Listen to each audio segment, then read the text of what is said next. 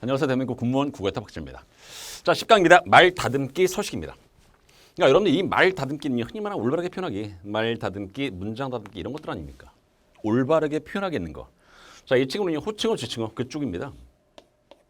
그러니까 실제 여러분들 이 말 다듬기 이쪽이 문제 잘 나오거든요. 요거 올바르게 표현하기. 올바르게 표현하기. 원래 이 친구는요 문제 잘 나옵니다. 올바르게 표현하기. 그러니까 반드시 여러분들 이쪽은요. 자, 기본서를 보면서 다시 한번 쭉 정리를 하셨으면 좋겠습니다. 알겠죠? 자, 그렇다고 해서 이 친구 문제 안 나오느냐? 나옵니다. 호칭어, 지칭어 이쪽 아닙니까? 얘는 암기. 얘는 암기야. 얘는 약간의 이해가 좀 필요할 것 같습니다. 알겠죠? 좋습니다. 자, 그럼 들어갑니다. 자, 1번 문제가 뭐냐면요. 기억, 리을 중에서 문맥상 적절하지 않은 것이죠. 이게 말 다듬기입니다. 이게. 아, 이런 게 말 다듬기구나. 자, 잘 보십시오. 자, 요 위치에 보존이라는 단어를 쓸 수 있는지 없는지. 무슨 말이겠죠? 자, 요 위치에 탐사라는 단어를 쓸 수 있는지 없는지. 요 위치에 개별이라는 단어를 쓸 수 있는지 없는지. 이거 따지는 문제입니다. 이해하시겠죠? 자, 흔히 어휘 문제도 괜찮대요. 이거는 말 다듬기에 집어넣었지만 실제로 어휘도 상관없죠. 어휘 문제도 상관은 없습니다. 그렇죠? 아무튼 여기서 말 다듬기로 했으니까. 그러니까 정확히 말하시면 다시 한번 요 보존이란 단어가 이 문맥에 맞는지를 따지는 겁니다. 알겠죠? 괜찮죠? 자, 그러면 자, 글 한번 읽어보겠습니다. 자, 출발.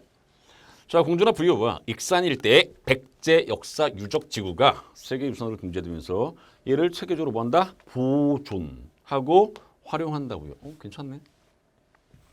자, 참고로 여러분들 이 보존이라는 단어는요. 화면 바꿉니다. 자, 이런 뜻이야. 잘 보호하고 간수하여 남김. 보존 말 뜻입니다. 자, 여기다 한번 써보겠습니다.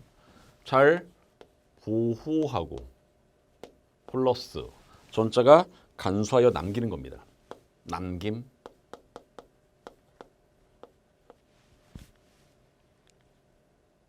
그럼 다시 한번. 공주와 공주 부여와 익산 일대의 백제 역사 유적 지구가 얘가 세계유산으로 등재되면서 이를 체계적으로 만든다고요. 보존하고 활용하기 위해서. 보존. 잘 보호하고 후대에 남기는 거겠죠? 괜찮네. 적절하다. 그렇죠? 줄 수 있다. 무슨 말이겠죠? 좋습니다. 자, 활용하기 위해서는요. 국별 지원이 절실하다는 여론이 탄력을 얻고 있습니다. 그러니까 나라에서 비용을 지불해야 됩니다. 이 말이겠죠? 충청남도가 백제 역사 유적 지구에 세계유산 등재 1개월을 맞아서 공주 부여 유적지를 탐사한 관람객들을 탐사? 유적지를 탐사라는 것은 샅샅이 찾는 거 아닙니까? 삑. 왜 탐사입니까? 관람객들은 결국 공주나 부여 유적지들을 뭐 했어? 쉽게 하면 방문 정도겠죠. 탐사라는 단어를 쓸 수가 없다고 여기서는. 방문 정도. 방문한 관람객을 조사해보니 이 말입니다. 그렇죠? 얘는 쓸 수 없는데? 틱. 그러니까 결국 니는 맞습니다. 이 말입니다. 니는 맞네. 적절하지 않은 것으로 봤다는 얘기입니다. 그렇죠? 이해하시겠죠? 자, 넘어갑니다. 관람객을 조사해보니 지난해 같은 기간보다 2배 가까이 급증한 것으로 나타났습니다. 아무래도 등재됐으니까 사람들은 호기심이 있을 거 아닙니까? 그래서 방문 많이 했겠지. 넘어갑니다. 백제 역사 문화의 우수성이 전 세계에 확인된 것을 계기로 관람객들이 증가하면서 백제 역사 유적 지구가 세계적인 관광 명소로 거듭나기 위한 보존. 여기 또 있네. 여기 있잖아. 에이.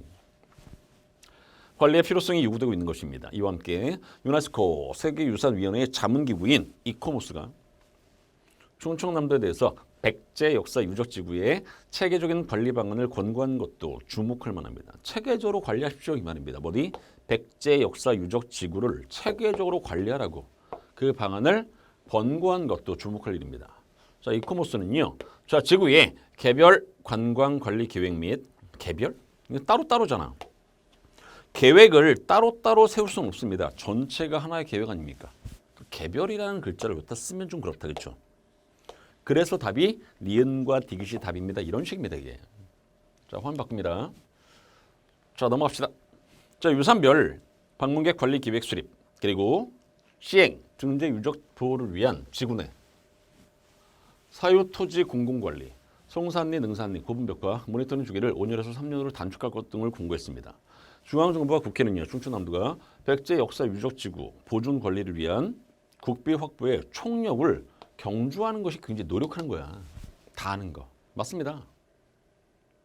됐죠? 자, 합시다. 자, 그래서 잘 보십시오. 이런 것들은 그냥 가볍게 읽으시기 바랍니다. 무슨 뜻인지만 알면 되는 거니까. 보존, 이런 뜻이래. 아까 말씀드렸죠? 탐사라는 것은 샅샅이 더듬어 조사합니다. 여러분들 어떤 유적지를 했을 때 탐사라는 거 안 쓰죠? 그냥 방문 정도. 얘는 틀렸다, 그렇죠? 그리고 계획은요, 전체가 하나입니까? 자, 보시면 알겠지만 여러 중에서 하나씩 따로따로 나뉘어 있는 상태를 개별적으로 어떤 계획을 세운지 그렇지 않습니까? 그래서 얘도 틀렸다고요. 자, 경주라는 것은요, 힘이나 정신이 한 곳에만 기울입니다. 총력을 다하는 거. 맞습니다, 이거. 그래서 니은과 디귿은 적절하지 않다. 답 몇 번? 2번. 이런 식으로 답을 찍고서 넘어갈 수 있는 겁니다. 그렇지 않습니까? 할 수 있죠? 자, 얘는 방문으로. 얘는 빼는 게 좋겠다. 그렇죠? 그 정도. 근데 지금 여러분들, 자, 이런 문제를 무슨 문제라고 한다고요? 말 다듬기 문제라고 한다고 그랬죠. 근데 실제 이거는 장문에서 고쳐쓰기의 적절성과도 비슷할 것 같습니다. 그렇죠? 장문에서 고쳐쓰기의 적절성 문제가 있거든요. 이게 무슨 문제냐면 글을 하나 줘. 그럼 몇 줄 4개. 이 부분을 어떻게 고치면 좋은지. 자, 1번부터 4번 선택지에서 얘를 이렇게 고치자 이렇게 돼 있습니다. 그럼 고친 게 맞다. 이거는 고친 게 잘못됐는데 그럼 답이 몇 번이야? 2번입니다. 이런 식의 문제. 그러니까 결국 고쳐쓰기 문제와도 일맥상통합니다. 비슷합니다. 됐죠? 무슨 말인지 알겠죠? 이런 것들이야 뭐. 자, 가볍게 보시면 좋겠습니다. 아무튼 근데 여러분들 이런 문제는 생각보다 어려울 수 있습니다. 왜? 이 단어의 말뜻이 정확히 머릿속에 박혀 있어야 되거든요. 없으면 이건 찍어야 됩니다. 그래서 말 다듬기와 관련된 어휘 파트 문제가 좀 어렵긴 합니다. 아까 말씀드렸죠. 얘는 말 다듬기 문제로 출제됐지만 실제로 어휘 문제하고도 일맥상통하다고요. 왜? 말뜻을 알아야지 문제를 풀 거 아닙니까? 무슨 말인지 알겠죠? 그래서 제가 여러분들 부탁드리고 싶은 것은 뭐냐면요. 혹시라도 이런 지문을 줬어. 근데 글을 읽었어. 비문학도 마찬가지입니다. 독서도 마찬가지야. 어차피 지문을 줄 거 아닙니까? 지문을 줬어. 읽었어. 근데 모른다는 거 많아. 반드시 사전을 찾아가면서 무슨 뜻인지 다 찾으셔야 됩니다. 알겠죠? 됐습니까? 그러셔야지만이 이런 식의 문제 나왔을 때 나중에는 맞출 수 있습니다. 괜찮습니까? 오케이, 좋습니다.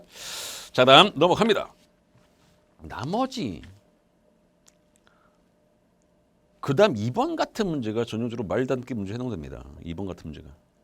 그는 지난 시험에서 만족스러운 결과를 얻었습니다. 이런 것들 보시죠. 만족스러운. 여기는 제가 화면을 만들지 않아서 이렇게 썼지 않습니까? 이렇게 쓰는 게 맞냐 틀리냐입니다. 틀렸습니다. 이거. 다시요. 자, 화면을 바꿔서 이 문제가 없어. 그래서 제가 그냥 말로만 잠깐 설명하겠다입니다. 그러니까 이런 문제가 바로 말 다듬기 문제라고요. 전형적으로. 자, 보시기 바랍니다. 만족스러운.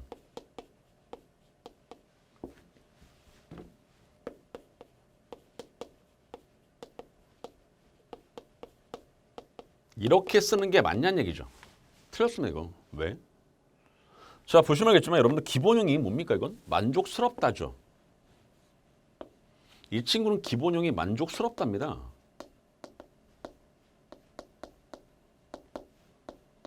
에 어간 만족스럽에다가 뭐가 들어갔습니까? 은이은. 흔히 말하는 관용사용 전섬이가 들어갔죠. 그랬을 때 자, 이 비읍이라는 친구는요. 모음과 결합하면 무조건 우로 바뀝니다. 이거 지난번에 말씀드렸죠. 비읍이 다 우로. 딱 2개만 우로. 그게 바로 뭐였습니까? 곱다와 돕다였죠. 곱다와 돕다라는 이 단어만 비읍이 오로 바뀌는 거고 나머지 몽땅 다 우로 바뀐다고요. 됐죠? 그럼 잘 보십시오. 자, 비읍이 뒤에 몸으로 시작하는 형식 형태 앞에서 비읍이 우로 바뀝니다. 근데 아시겠지만 이 의라는 친구는요. 몸과 결합하면 얘는 무조건 떨어집니다. 그럼 뭐가 남습니까? 만족스러운이죠. 만족스러운 이렇게 표기하는 게 맞습니다. 우가 없잖아. 우가. 우가 없지 않습니까? 그래서 이게 표기가 틀린 겁니다. 이게. 이런 건 좀 어렵습니다. 괜찮습니까? 여러분들 정말로 가능한 열심히 공부하셔야 됩니다. 이것도 틀렸습니다. 가능한 한입니다. 여러분들 가능한 열심히 공부하십시오. 이렇게도 많이 쓰거든요. 틀렸어. 가능한이라는 것이 관용 아닙니까? 꾸며주는 말이 있어야죠. 그래서 가능한 한, 이게 의조 명사입니다. 이렇게 써야 됩니다. 가능한 한 열심히 공부해 주십시오. 이렇게. 무슨 말이에요? 이런 거 어때요? 이런 거. 이런 거 들어가는 보다 말 다듬기 문제에 해당된다고요. 알겠죠? 자, 혹시라도 밑에 있는 문제, 자, 2번부터 쭉 문제를 풀어보시고요. 혹시라도 어렵다. 그런 것들은 반드시 질문하셨으면 좋겠습니다. 알겠죠? 괜찮죠? 물론 그 다음 페이지 보시면 알겠지만 잘못된 어휘 사용, 불필요한 사동 표현, 높임 표현 이런 거 있지 않습니까? 그거 따져서 공부하시면 됩니다. 괜찮습니까? 오케이. 자, 그다음에 저는 후딱 넘어가서 8번으로 가겠습니다. 이거 문장 다듬기죠. 부당한 생략, 중복. 이 중복도 은근히 문제 잘 나오대. 역전합 같은 거 있지 않습니까? 역전합. 이게 중복이거든요. 의미의 중복 또는 잉여적 표현 이런 것들입니다. 근데 문장을 딱 봐. 적절하냐 적절하지 않냐를 따지는 문제입니다. 이것도 진짜 잘 놉니다. 이거 문제. 말 다듬기는 두 번째 문장 다듬기거든요. 자입니다. 자, 1번으로 합니다. 자, 인생을 살다 보면 남을 도와주기도 하겠죠. 도움을 받는 누구에게? 남에게라는 부사어가 빠졌다 그렇죠? 남에게 도움을 받기도 합니다. 이런 식. 아. 자, 요 남에게라는 부사어가 꼭 있어야겠다 이 문장은요. 근데 없어서 잘못된 비문입니다. 이 말입니다. 괜찮습니까? 이해하시겠죠? 인생을 살다 보면 남을 도와주기도 하고 남에게 도움을 받기도 합니다. 이렇게 쓰는 게 맞다고요. 틀렸네? 자, 2번으로 합니다. 자, 2번은요. 요즘 중요한 게 뭐냐면 환담이야. 환담. 이 단어가 제일 중요합니다. 환담의 말뜻이 뭐냐면 정답게 이야기하는 거거든요. 자, 환 바꿉니다. 아이고. 환담은요. 이런 뜻이라고. 정답게 이야기함. 서로 정답고 즐겁게 이야기함. 이게 환담입니다. 근데 생각해 보십시오. 과연 요 환담이란 단어가 요 문맥에 맞는지. 조문객들과 잠시 환담을 나눈 후에 다시 상주. 뭐야? 상주? 누군가 돌아가셨다는 얘기 하지 않습니까? 부모님이. 그럼 어떻게 정답게 이야기하겠습니까? 이거 말이 안 되지 않습니까? 문맥이 안 맞아. 이거 실제 문장 다듬기에 집어넣었지만 이런 것들이 바로 문장 다듬기거든요. 이거는 말 다듬기도 상관없습니다. 환담이 틀렸다고요. 문맥에 이 환담이라는 글자는 안 맞아. 잠시 그냥 대화를 나누는, 이야기를 나누는 이런 식으로. 이렇게 쓰는 게 맞다는 얘기죠. 환담은 이런 뜻이기 때문에 틀렸어. 2번 지울 수 있고요. 괜찮습니까? 저희 말 이해하시겠죠? 자, 3번으로 합니다. 가벼운 물건이라도 높은 위치에 던지면 인명사고나 차량 파손을 일으킬 수 있으면 인명사고를 일으킬 수 있고 차량 파손을 일으킬 수 있고 나 접속이거든요. 이런 경우에는 호응을 따져주셔야 됩니다. 근데 여러분들 인명사고를 일으킬 수 있고 차량 파손을 일으킬 수 있습니다. 괜찮네. 얘는 적절한 것으로 답. 됐습니까? 예를 들어서 이런 것들은 틀렸습니다. 잘 보십시오. 바람과 비가 내리다.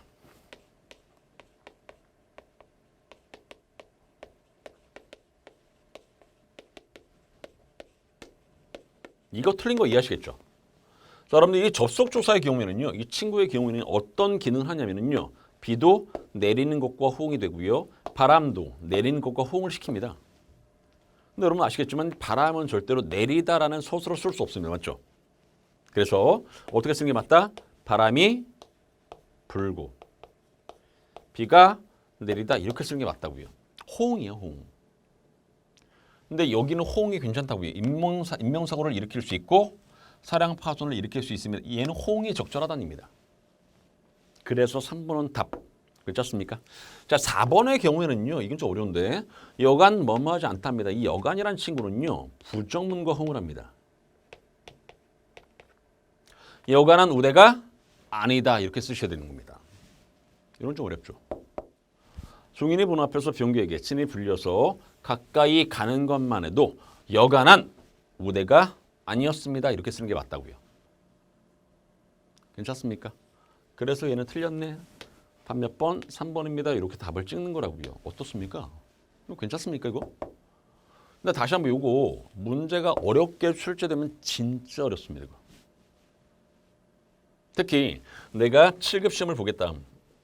9급이 아니라 7급 시험을 보는 분들 있지 않습니까? 이런 분들은 반드시 말 다듬기, 문장 다듬기, 즉 올바르게 표현하기를 공부를 철저히 하셔야 됩니다. 올바르게 표현하기를 공부를 진짜 철저하게 하셔야 됩니다. 철저하게. 됐습니까? 그래야 된다고. 왜? 이 친구가 문제 어렵게 출제될 때는 진짜 어렵습니다. 이거. 손도 못 대. 무슨 말이겠죠? 자, 그래서 반드시 자 이거 철저히 공부를 하시라고요. 알겠죠? 좋습니다. 넘어갑니다. 자, 그다음 11번입니다. 호응. 관용화 명사. 이 무슨 말이에요? 이 말입니다. 호응은 아까 설명했던 게 호응입니다. 참고로 여러분들이 아셔야 될 호응은 딱 3개 있지 않습니까? 첫 번째, 주어와 서술의 호응. 두 번째는요, 목적어와 서술의 호응. 세 번째는 부사와 서술의 호응입니다. 그렇지? 이 3개. 관용어와 명사와 구성에는 쓸데없이 관용어 또는 명사어라고 하는 좀 그렇고요. 쓸데없이 관용사형 또는 명사형을 많이 만들지 마십시오 이 말입니다. 그게 관용어와 구성과 명사와 구성입니다. 예를 들어서 이런 것도 이런 게 바로 명사거든요. 잠실방면으로 진행이 더딤을 보입니다. 어떻습니까?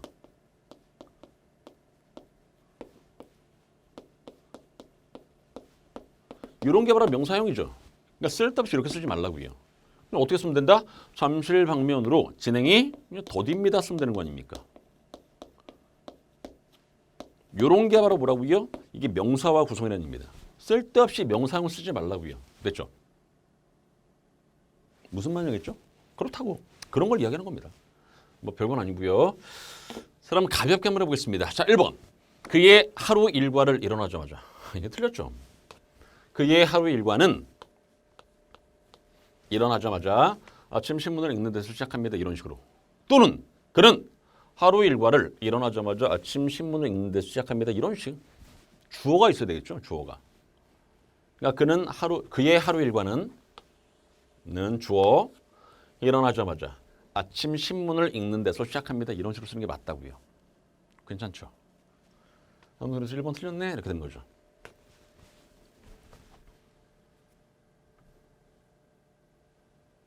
자, 2번을 보시면 저녁놀이 지는 들판에서 농부내외가 조용히 기도하는 모습이 멀리 보이게 답이야. 완벽하지 않습니까? 저녁놀이 지는 들판에서 농부내외가 조용히 기도하는 모습이 멀리 보였습니다. 이렇게 괜찮습니까? 오케이. 자, 3번은 뭐가 틀렸냐면 이게 틀렸습니다. 이 하물며라는 부사는요. 의문문하고 호응을 한다. 뭐뭐랴 또는 뭐뭐느냐. 이런 의문문과 호응을 한다고요. 졸업한 형도 못 푸는 문제인데 하물며 네가 풀겠다고 덤비느냐 이런 식입니다. 무슨 말이겠죠? 이게 아까 제가 말씀드렸던 부사어하고요. 서술의 호응입니다. 하물며 뭐뭐랴. 하물며 뭐뭐느냐. 다시 한번 이 친구는 뭐하고? 의문문과 호응. 이런 식으로 기억하셔야 됩니다. 이건 기억하셔야 됩니다. 이건. 됐죠? 이런 건 좀 어려워. 실제 여러분들 제가 분명히 수업 시간에 말씀드렸지만 이렇게 부사어하고요. 서술의 호응은요. 이거는 표가 있습니다. 표가. 표 안에 있는 것을 암기를 하셔야 됩니다. 표의 내용 암기. 여기 있나? 아, 여기 있네. 자, 243쪽 있지 않습니까? 부사어하고 서술의 호응. 그 표를 암기하셔야 됩니다. 하물며 있지 않습니까? 뭐뭐랴. 도대체 뭐뭐냐 이런 식으로. 그러니까 얘는 표의 내용을 암기하시려면은 표의 내용을 암기. 괜찮습니까? 오케이. 4번은 뭐가 틀린지 아십니까? 얘는 주어와 서술의 호응이 틀린 겁니다. 제가 여러분에게 당부하고 싶은 것은 주변 환경을 탓하지 마시기 바랍니다. 바랍니다라는 서술어는요. 주어가 사람일 때 씁니다. 나는 바란다 이런 식으로.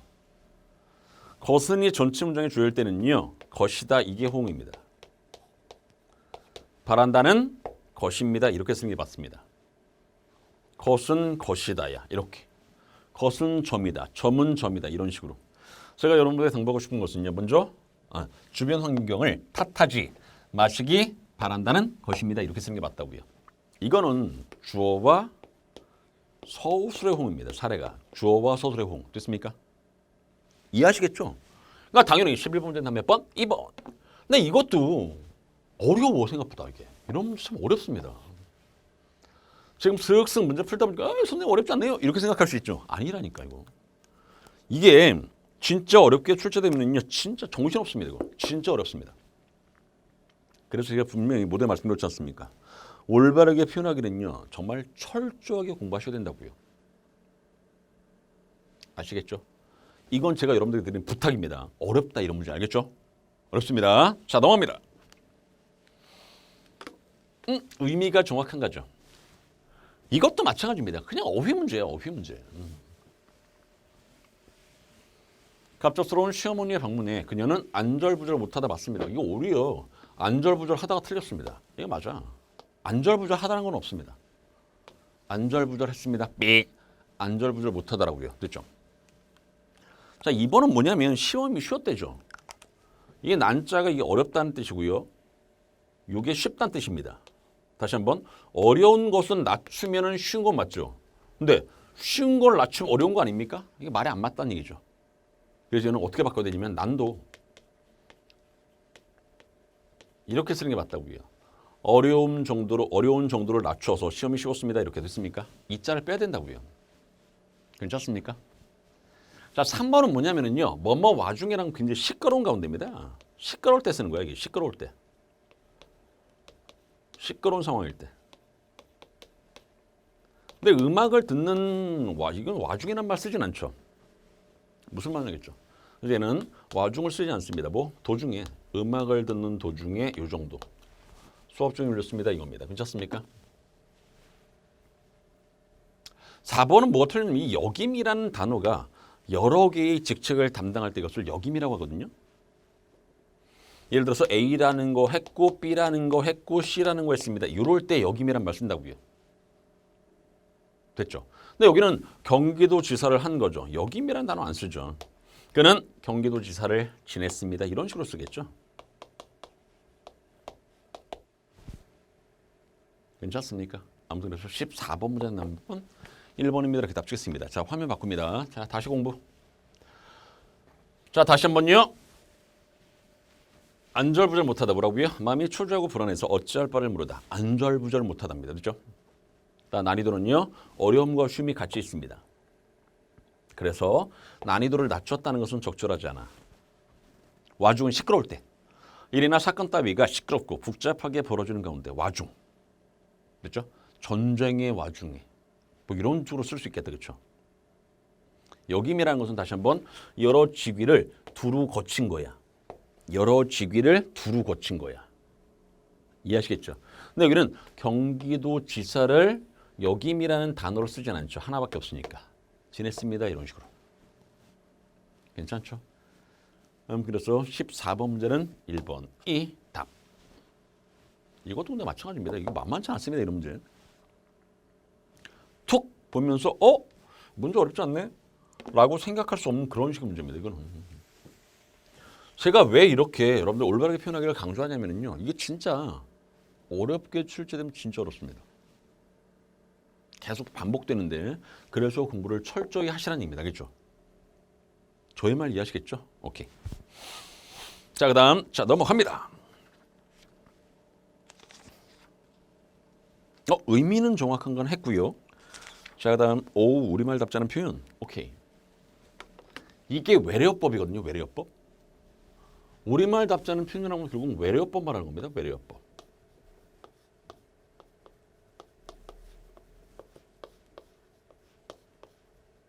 요거. 제 규지를 보면 이렇게 되어 있는데 저희 집은요. 서초동에 위치하고 있습니다. 어디에 위치하다. 이것도 외래어법입니다. 이게 영어식 표현이죠. be located 맞습니까? 서초동에 그냥 있습니다 하면 되지. 위치하다 쓰지 않지 않습니까? 이런 것들이 바로 외래어법입니다. 괜찮죠? 자, 자, 여기도 마찬가지로 한번 보겠습니다. 자, 1번. 즐거운 시간을 가지시기, 가지다라는 게 영어에서 말하는 이 have거든요. 영어식 표현입니다, 이거. 즐거운 시간을 보내기 바랍니다. 이런 식입니다. 보내시기 바랍니다. 이렇게 쓰는 게 맞다고요. 그러니까 이거 외래법 맞네. 지금까지 치른 행사 가운데 이번에 가장 많은 사람이 모였습니다. 괜찮은 것 같은데? 3번은요. 환경 문제를 해결하기 위해서 다양한 대책을 이거 뭐뭐 하고 있는 중. 이거 외래법입니다. 이거. ing 아닙니까? ing. 뭐뭐 하고 있는 중. 그냥 어떻게 쓰면 된다? 환경 문제를 해결하기 위해서는요. 다양한 대책을 모색하고 그냥 있다 쓰면 됩니다. 있다. 있는 중이다가 아니라 있다. 무슨 말인지 알겠죠? 4번은요. 미 개척 시장을 선점하기 위해서는요. 현재 진출이 적극적으로 이거 보십시오. 검토되다라는 게 피동이거든요. 여러분들은 피동형은요. 우리나라 어법이 아닙니다. 이해하시겠죠? 우리나라는 대체로 능동을 쓰거든요. 이렇게 사람 주어가 아닌 것은 주어로 잘 오지 않습니다. 어떻게 쓴다? 미 개척 시장을 선점하기 위해서는요. 뭐를? 현지 진출을 적극적으로 검토해야 한다. 이런 식으로 쓰는 게 맞습니다. 피동을 쓰지 않고. 결국 검토하는 것은 누구? 사람이 검토하겠죠. 우리가. 근데 틀렸다고요. 당연히 답 몇 번? 2번입니다. 이렇게 답을 찍고 넘어올 수 있다고요. 괜찮습니까? 외래어법. 이런 게 외래법 문제입니다. 외래어법. 언제 거 문제야? 2009년도네. 2009년도에 기출문제. 그렇습니까? 좀 됐다 시간이. 그렇죠? 그러고 보니까 외래어법 문제는 거의 잘 안 나온다는 얘기죠. 그래도 혹시 나올 수 있으니까 반드시 철저하게 공부하시라고요. 괜찮죠? 좋습니다. 자, 그다음 넘어갑니다.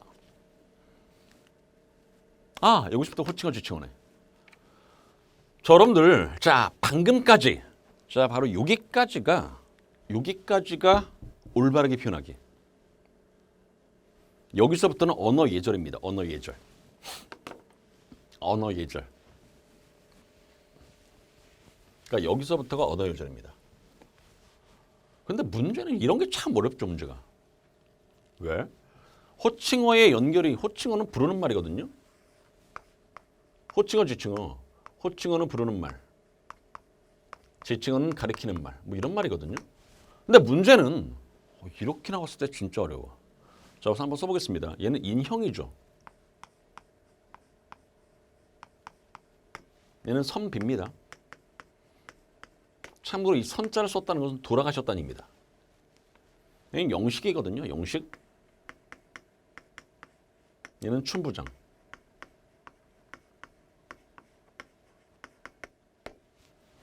우선 읽을 수는 있어야겠다. 근데 다시 인형은 언제 씁니까? 친구를 높일 때 쓰는 거 맞습니다. 이거. 편집을 해서 친구를 높일 때 인형이라고 쓴다고요. 만약에 이 친구를 문제의 답으로 만들고 싶어. 그럼 뻔하지 않습니까? 인형이잖아. 모르면 몰라도 요 정도의 한자는 좀 알 거 아닙니까? 그러다 보니까 당연히 뭐야? 형을 높이는 말. 뭐 이런 식으로. 그럼 틀렸죠. 왜? 친구를 높이는 거죠. 형을 높이는 건 아니지 않습니까? 그런 식으로 해서 틀리게 나온다고요. 자, 답은 2번입니다. 2번. 적절하지 않은 것으로. 왜? 남이 아닙니다. 돌아가신 자기의 어머니. 자신의 어머니를 선비라고 합니다. 자신의 어머니. 영식은요. 남의 아들을 높여 이룰 때 영식이라고 하죠. 남의 아버지를 높일 때는 춘부장이라고 쓰는 거 맞습니다. 자, 화면 바꿔서. 자, 보십시오. 자, 인형이라는 이 글자 자체가 편집을 했어. 친구 사이에 상대편을 높여. 친구 사이에 상대편을 높여 이르는 2인칭 대명사. 누구 사이에? 친구 사이에. 인형이 친구 사이구나. 선비. 남에게 돌아가신 자기 어머니를 가리킬 때 이르는 말. 선비. 영식은요. 윗사람의 아들을 높여 이를 때 영식. 남의 아버지를 높여 이를 때 춘부장. 괜찮습니까? 선생님 이런 문제 어렵지 않나요? 아니야.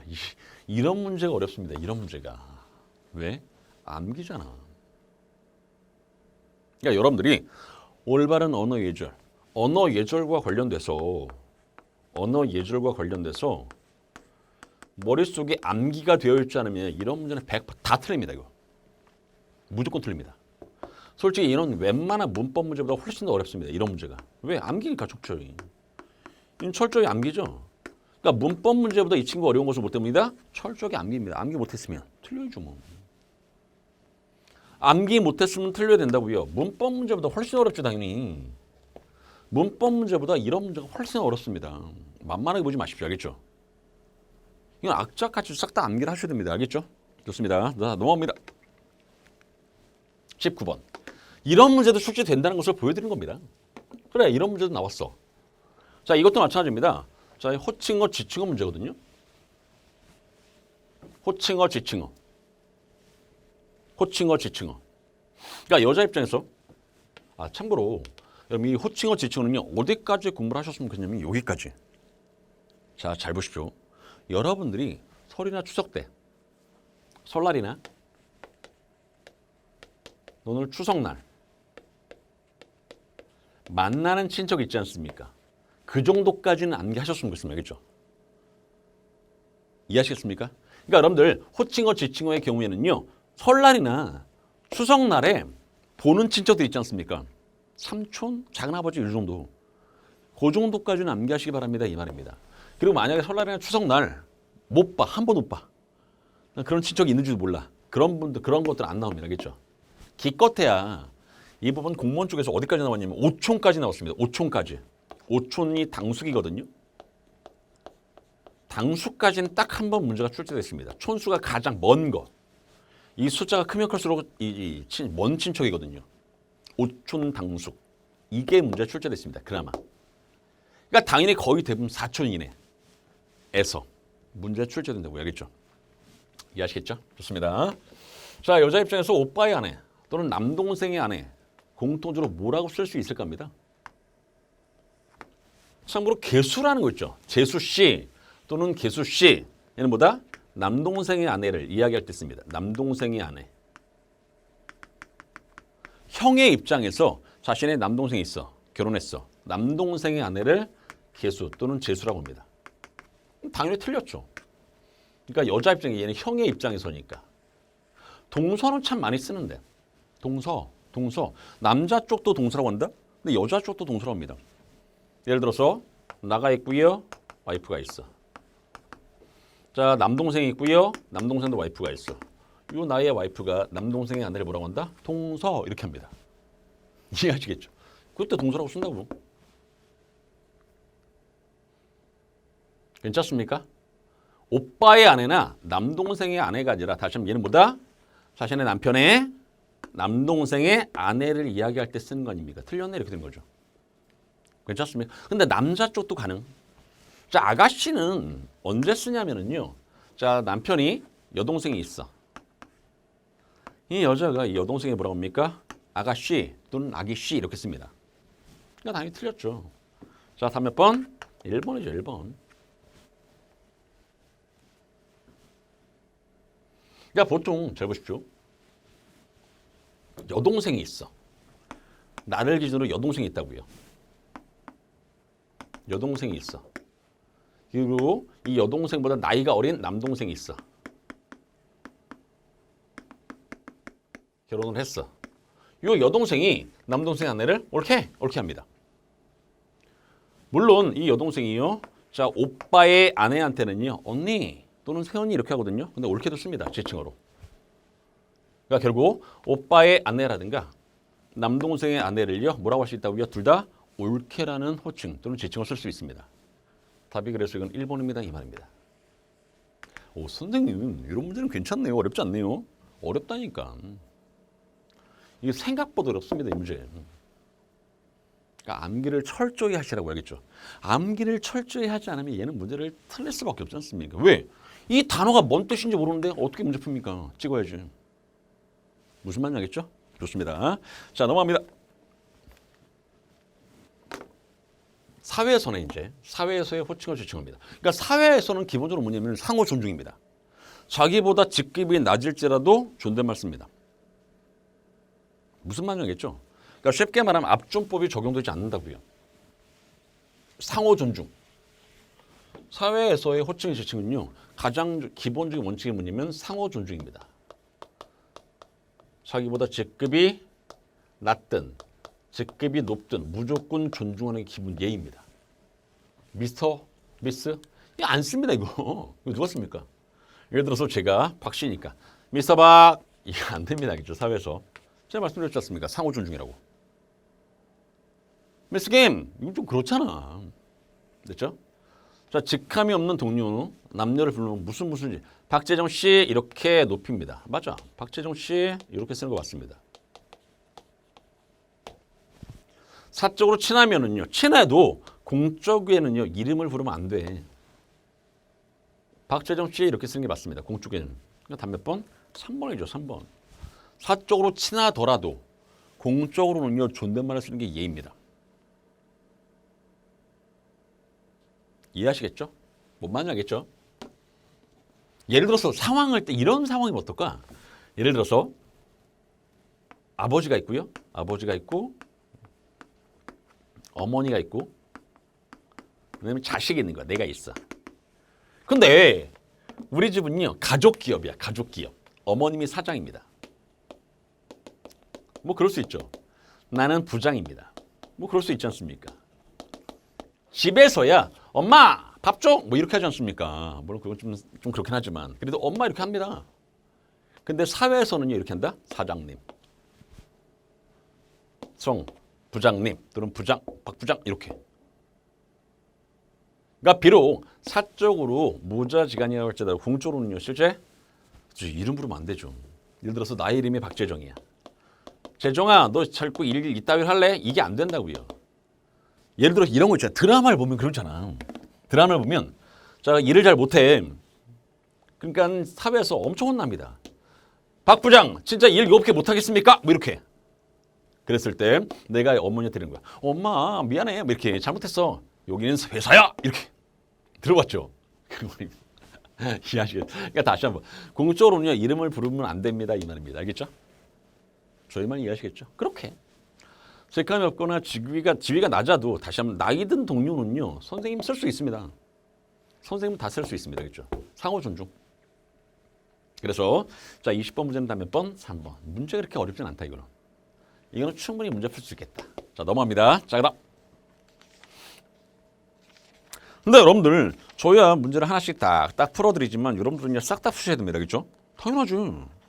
이 문제는 안 풀면 안 됩니다. 높임법 요거 봐라.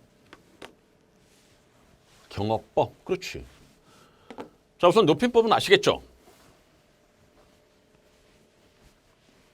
자 잘 보십시오. 자 출발. 높임법이 적절하지 않은 것을 고르는 문제거든요.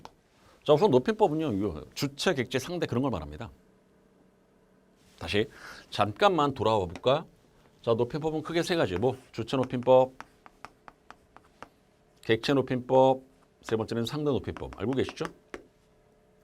주체 높임은 다시 한번 뭐라고요? 서술어의 주어를 높이는 거. 다시 한번 주체 높임은 뭐라고요? 서술어의 주어를 높이는 겁니다. 서술어의 주어를 높이는 게 주체입니다. 객체는요 서술어의 대상이죠. 즉 목적어라든가 부사를 높이는 것을 객체 높임이라고 합니다. 알고 계신 거죠? 상대 높임은요 듣는 청자를 높이는 거. 괜찮습니까? 우선 이건 기본. 근데 여러분 좀 여기서 좀 더 들어가면 자 주체 높임은 다시 둘로 쪼개지죠. 직접과 간접으로. 직접 높임과 간접 높임입니다. 괜찮습니까? 직접 높임과 간접 높임 이렇게 쪼개집니다. 이것도 중요한 거 맞는데. 그러니까 직접 높임법에 쓸 서술어를요 간접에 쓸 수 없습니다. 이해하시겠습니까? 예를 들어 저기 보면 따님이 계시다 있죠. 따님이 계시다.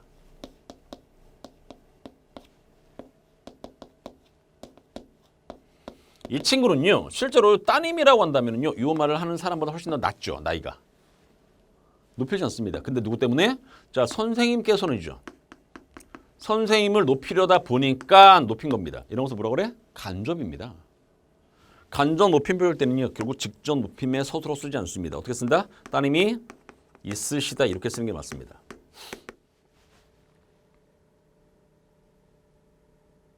이해하시겠죠? 여기에 해당되는 거예요. 여기에 해당되는 거. 이게 똑같은 게 이건입니까? 교장 선생님의 말씀이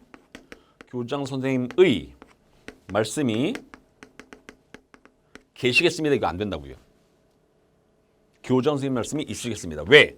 얘는 실제로 높인 것은 교장 선생님을 높이고 싶은 거죠. 교장 선생님과 관련된 것을 높임으로 해서 높인 겁니다. 그렇죠? 이런 것은 직접이 아닙니다. 간접이죠. 간접. 간접이니까 직접 높임의 소설을 쓸 수가 없다고요. 어떻게 쓴다? 교장 선생님 말씀이 있으시겠습니다. 이렇게 쓰는 게 맞다고요. 무슨 말인지 알겠죠? 그렇죠? 이렇게. 자, 그러면 한번 해보겠습니다. 자, 출발. 자, 1번. 선생님께서는 손가락이 아프시다. 아프다. 뭐가? 손가락이 아픈 거죠. 당연히 의시에 쓰는 거겠죠? 이것도 간접이네. 높임으로 해서 결국 높인 거 아닙니까? 이것도 간접 높임입니다.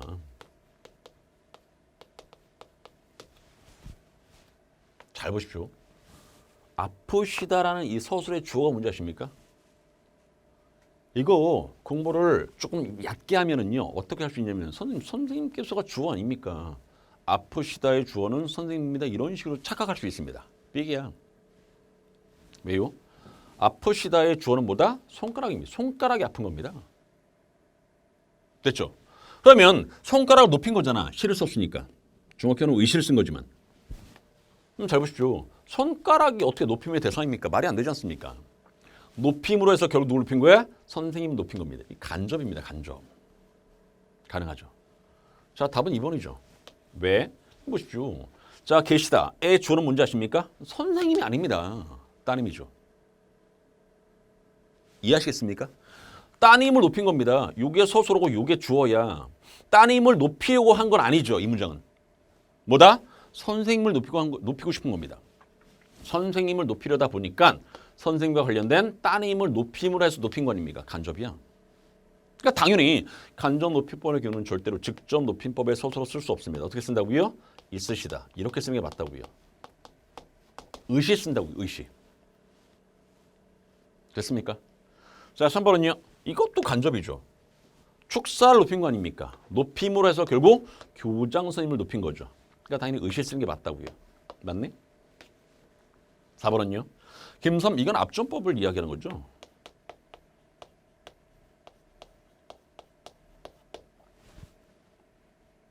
선생님이 듣는 청주 아닙니까? 비록 자기보다 김선배가 높을지라도 같습니다. 이렇게 쓰는 게 맞다고요. 압존법. 아하. 학교 정도에서는 충분히 압존법 적용할 수 있네. 이렇게 됩니다. 됐습니까? 가능하죠.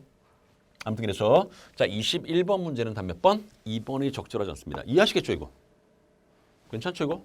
좋습니다. 자 다음 또 넘어갑니다. 압존법도 있고 꽤 많네. 자 그다음 이게 그치 2000년 군무원 기출문제죠. 이 문제.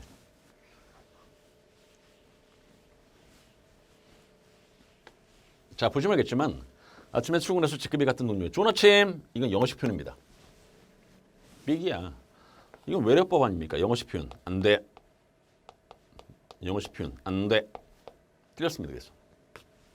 자 2번이 답이고요. 자 3번은 이거 아시죠? 건강하다가 형용사입니다. 형용사의 경우는 명령형 또는 청용 쓸 수 없습니다. 다시 형용사의 경우에는요. 뭘 쓸 수 없다고요? 명령형 또는 청유형. 이 친구들을 쓸 수 없습니다. 괜찮습니까? 그러니까 당연히 어떻게 써야 되냐. 건강하시길 빕니다. 이런 식으로 씁니다. 됐죠?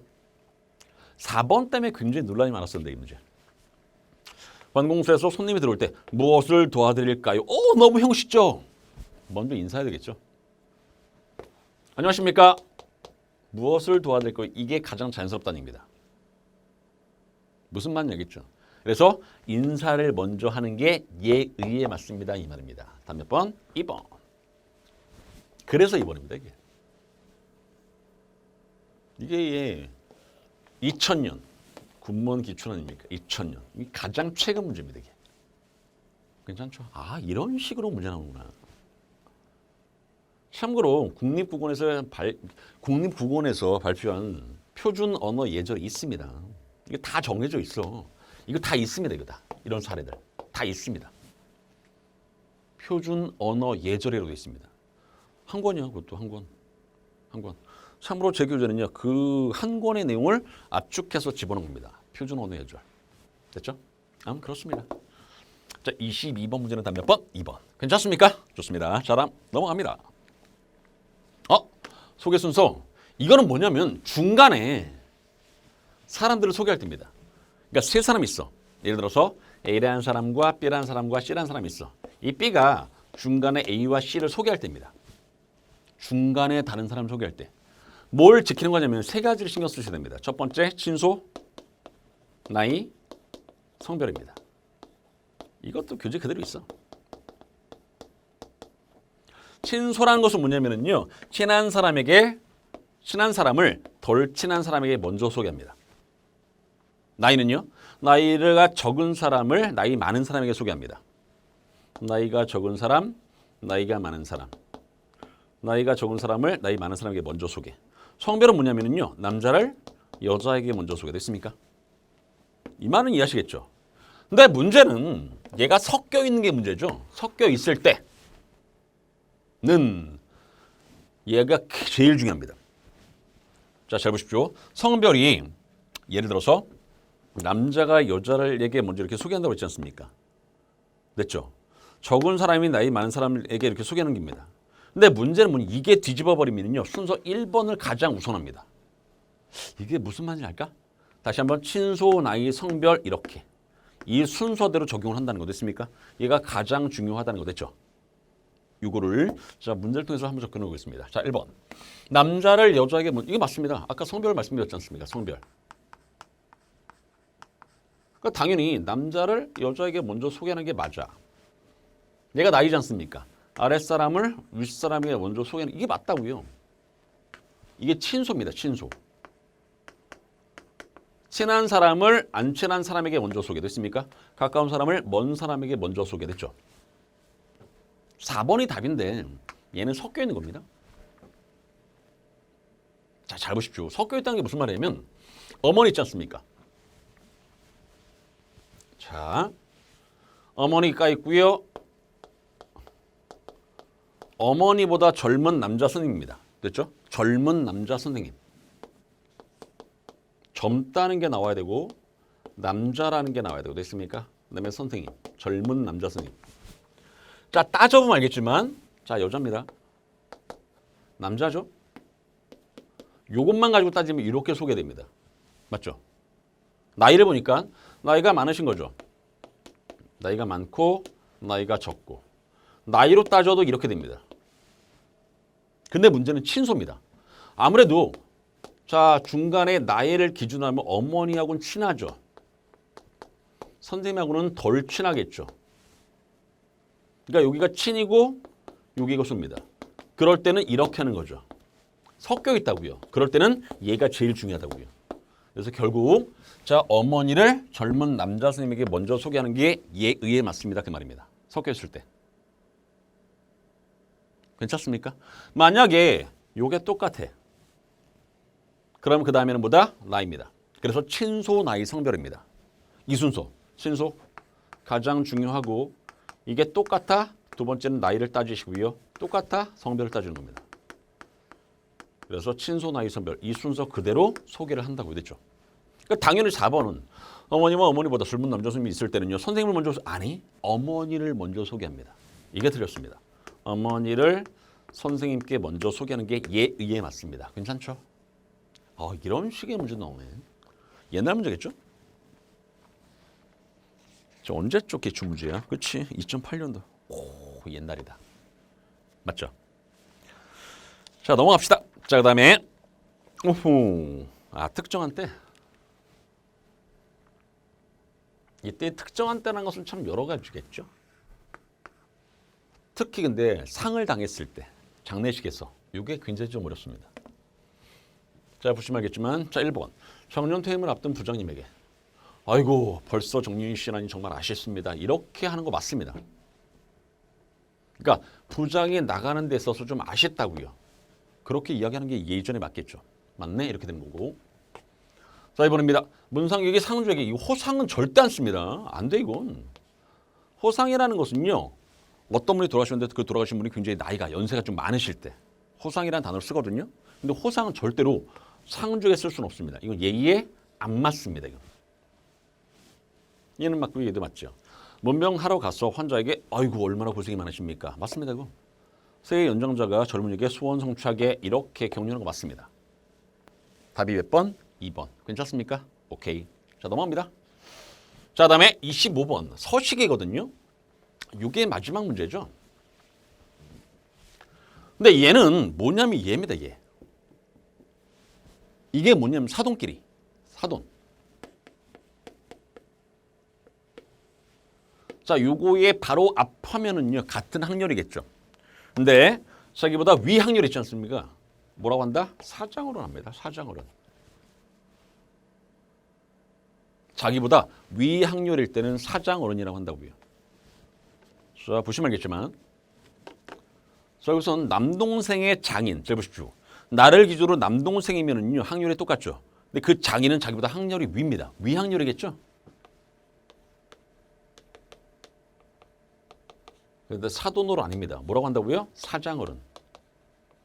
이렇게 하는 게 맞습니다. 그래서 적절하지 않은 것을 몇 번? 3번이 답이 됩니다. 이게. 조의금의 봉투에는 부의 근조 쓸 수 있고요. 남편, 누나의 남편, 아주버님이라고 할 수 있고요. 아내의 남동생은 처남매대 또는 처남댁이라고 할 수 있습니다. 맞아. 근데 얘가 틀렸죠. 사돈어른 삑 사장어른 됐습니까? 이런 식으로 한다고요. 뭐 별건 아니고. 됐죠? 근데 이런 것도 마찬가지입니다. 이런 것도 싹 다 공부를 하셔야 됩니다. 이거. 아무것도 아니지만 이거. 그러셔야 한다고요. 됐죠? 좋습니다. 자 오늘 여기까지. 자 다음 시간 이겁니다. 자 다음 시간은 이게 철저히 어휘다. 그러네. 생각해보니까 지금 제가 지난 시간에 10강 딱 끝날 때 거기까지가 문법이 이렇게 말씀드렸죠. 실제 여기가 어휘네. 제 교재를 기준으로 그렇다는 얘기입니다. 제 교재를 기준으로 자 10강까지는요. 이게 문법에 박혀 있습니다. 문법에 박혀 있는 내용이고 자 11강 얘는 어휘 파트에 박혀 있는 거죠. 어휘. 원래는. 됐죠? 자, 여러분, 자 11강, 자 여러분들 단위를 나타내는 말 그리고 관용구까지 해서 쭉 아마 11강까지 하면은요 이 교재가 끝날 겁니다, 그렇죠? 이해하시겠죠? 마찬가지입니다. 문제 풀어와. 그리고 나서 강의를 들으면 훨씬 더 효과 좋습니다, 알겠죠? 됐습니다. 자 오늘 여기까지 하겠습니다. 고생했습니다.